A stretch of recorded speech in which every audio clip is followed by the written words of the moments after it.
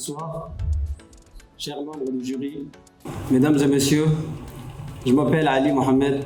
Je ne vais pas trop m'attarder sur la présentation, vu que, comme vous voyez, le temps est chronométré. Je vais directement rentrer dans le vif du sujet. La Terre ne nous appartient pas. Nous appartenons à la Terre, disait Vandana Shiva.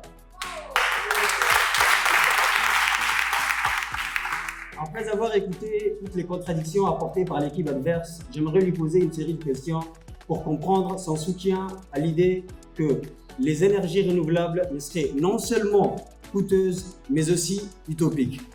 Ma première question consiste à savoir comment l'équipe rouge expliquerait l'urgence climatique actuelle et les conséquences potentielles si nous ne réduisons pas drastiquement nos émissions de gaz à effet de serre, tout en sachant que les énergies fossiles ne sont pas propres. Et d'ici 2050, les scientifiques prévoient que si nous ne réduisons pas nos émissions de gaz à effet de serre, la vie sur la planète bleue aura peut-être atteint déjà sa fin. Sommes-nous prêts pour un tel désastre?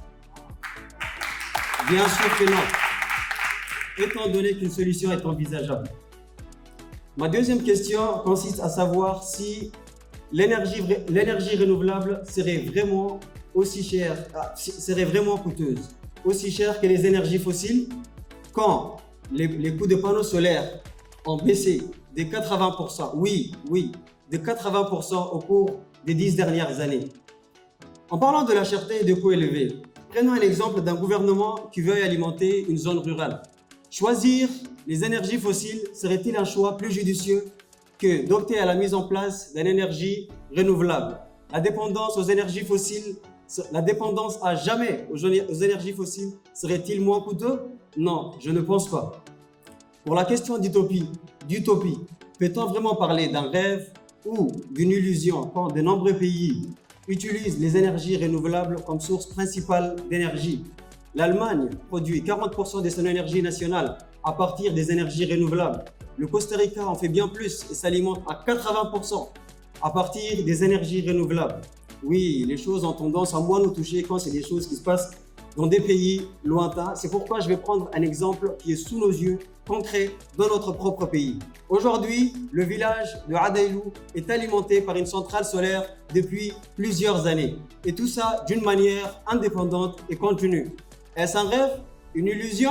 Non, c'est une réalité qu'on refuse d'admettre. Et j'ignore la raison.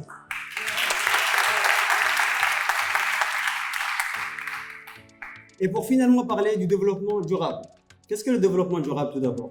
C'est un développement mis en place par l'ONU qui répond aux besoins du présent sans compromettre aux générations futures de répondre aux leurs. Oui, ça a été bel et bien dit, sans compromettre les générations futures de répondre aux leurs. Les énergies fossiles finissent, elles s'épuisent. Alors, qu'est-ce que les générations futures vont-elles utiliser comme énergie? N'ont-elles pas droit, eux aussi, aux énergies?